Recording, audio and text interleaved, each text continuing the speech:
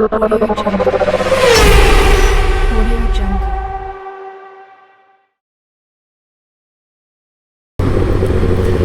And अस्सलाम वालेकुम, welcome to the vlog number 1।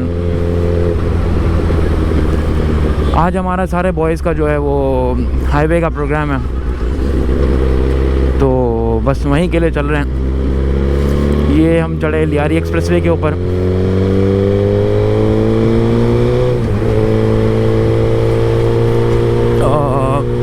To all the people asking के Lyari expressway पे बाइक अलाउड है या नहीं है, तो my answer is no, it's not allowed.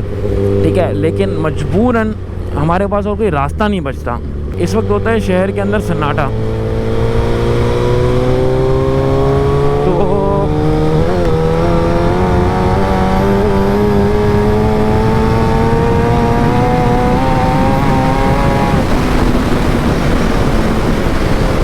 ये इस वक्त शहर में सन्नाटे की वजह से ना बहुत सारी जैसे गलियों वगैरह के अंदर से ना बाइक वाले निकल के अंदरों की तरह आ रहे होते हैं। स्पीड में निकल नहीं सकते और रास्ते में जगह जगह पे कुत्ते हैं।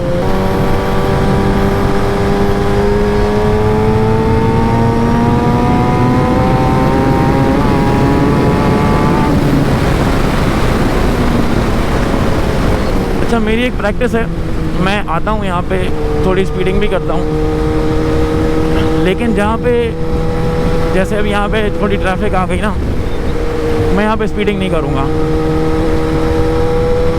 जहाँ ट्रैफिक नहीं होगी वहाँ पे थोड़ा तेज़ निकलेंगे, बिकॉज ये बहुत स्मूथ रास्ता है और हमें सीधा जो है ना वो अलासिफ पे निकालता है, और वहाँ से हम लोग मुश्किल से 5 मिनट के अंदर हाईवे पे होते हैं।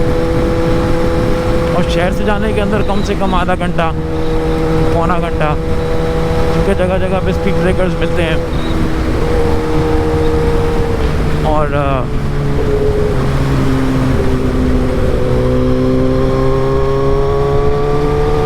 गलियाँ मिलती हैं, सिग्नल्स मिलते हैं। This is signal free route. हमारा जो वीलॉग नंबर 1 में बात करनी थी, हम थोड़ी सी उसकी टॉपिक को स्टार्ट करते हैं यहाँ पे, बाकी हम कंटिन्यू करेंगे हाईवे के ऊपर। हमारा टॉपिक आज का जो है वो ये है, हमारी एक नॉर्मल बाइक में और सुपर बाइक के अंदर क्या डिफरेंस है।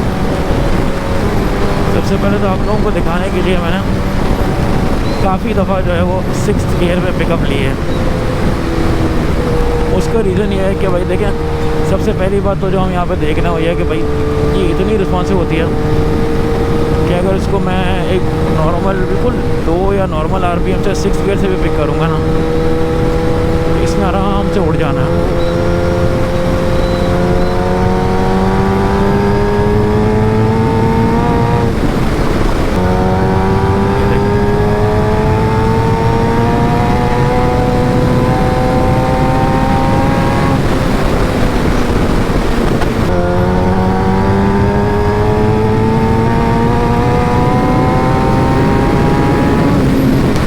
सेकेंड क्लास में चेक करें, इसके अंदर हैंडल का टर्न तो मतलब नाम का भी नहीं होता, लिटरली नाम का भी नहीं होता।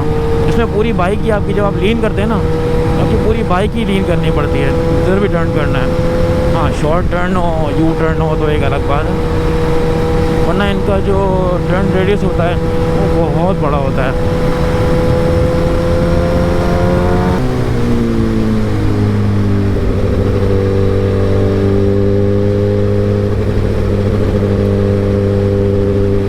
और ये पहुंच गए जी हम अल आसिफ।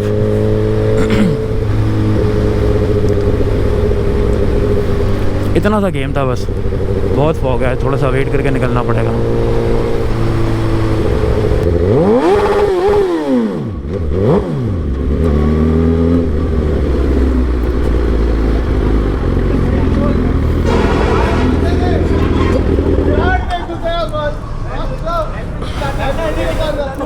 PSO बुराक से वापसी निकलने का सीन है, और अभी जो मेरी बाइक है वो यासर चला रहा है, और मैं जो है वो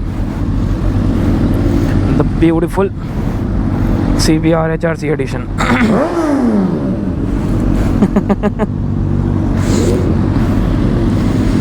दानिश भाई एज़ यूजुअल अपनी H2 पे, फैज़ान अपनी जिक्सर 1000 पे, हसन ने जो है वो हमारी नई R6 ले ली है, तो इट्स न्यू एंट्री। ये उमर भाई, उमर भाई,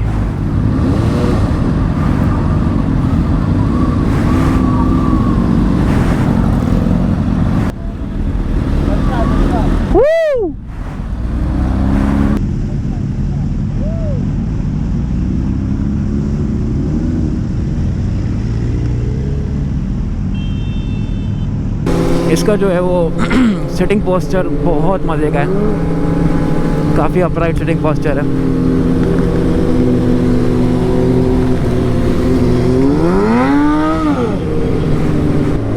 और इसका थ्रॉटल रिस्पॉन्स बहुत क्विक है, लेकिन लो आरपीएम में बड़ा कंफर्टेबल है। लाइक बहुत ज़्यादा पावर डिलीवरी नहीं दे रहा, which makes it very easy to handle.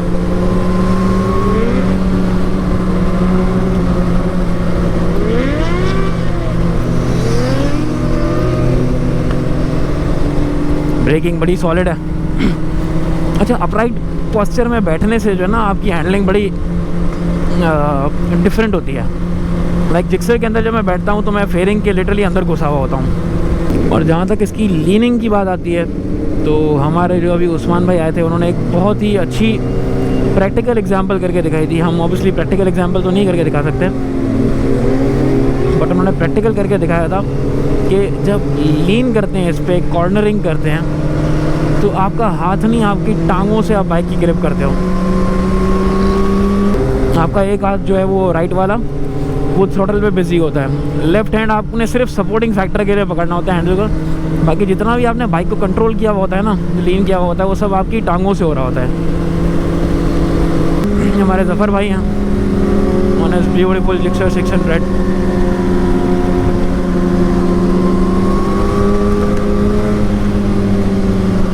ये हमारे उमैर भाई अपनी ZX 14R पे, ये दानिश भाई कावासाकी H2।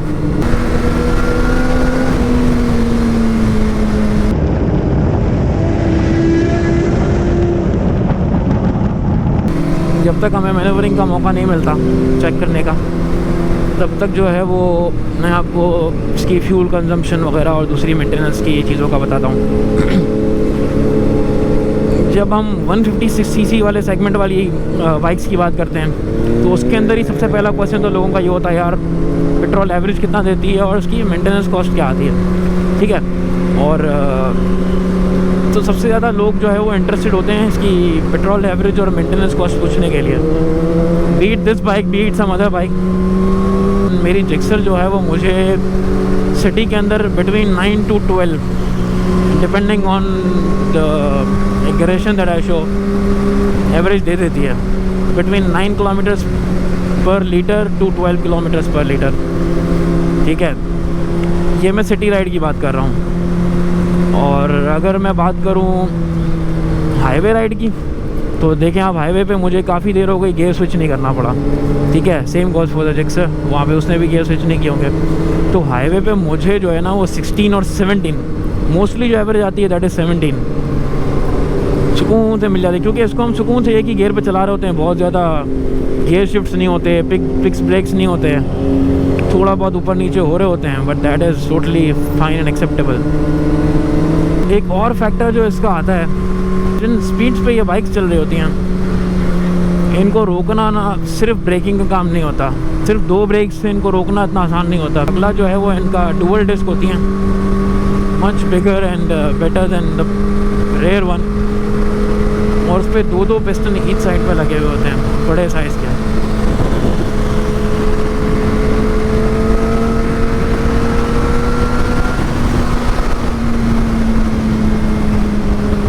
तो उसकी ब्रेकिंग तो बड़ी अच्छी होती है अगले, लेकिन सिर्फ एक लिमिट तक आप ब्रेक यूज़ कर सकते हो, क्योंकि उससे ज़्यादा अगर आप मारोगे तो डेफिनेटली आपकी अगर पिछला ब्रेक मारेंगे तो ऑब्वियसली टायर स्किड करेगा, और अगर अगला ब्रेक मारेंगे तो आपकी जो बाइक है that can perform stoppie, eventually आप गिर भी सकते हैं। तो इसमें थर्ड फैक्टर जो साथ में आता है that is engine braking. Engine जो है, जैसे रेस को हम थ्रॉटल को छोड़ते हैं, इंजन ब्रेकिंग जो है वो किक इन हो जाती है। जो है ना हवा इस तरफ बड़ी जालिम चल रही है। जब आप एक स्पीड लिमिट क्रॉस करते हैं, नॉर्मल 100, 110, 120, 150, 180 तक भी, इवन 200, 220 तक भी जो है ना वो ब्रेक्स आपके काम कर जाते हैं, along with engine brakes of course, engine braking. लेकिन जब स्पीड के ऊपर से ज़्यादा ऊपर जाते हैं आप, so the only thing that helps you the most is the engine braking.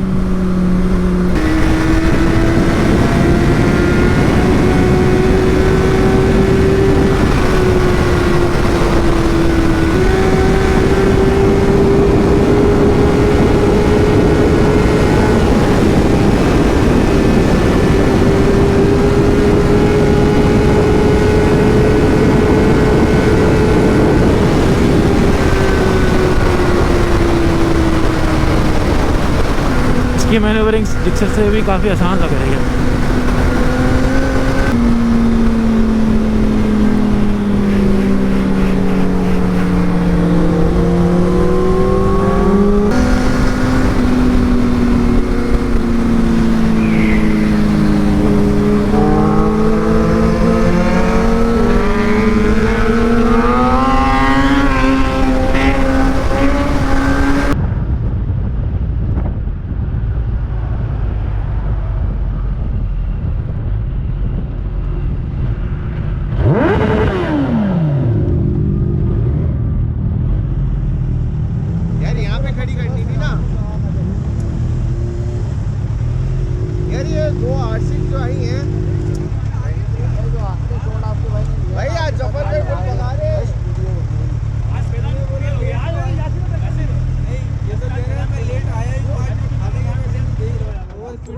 अच्छा इसकी रिकॉर्डिंग बंद कर दो। हाँ वही कर, पावर नहीं डलवाना है।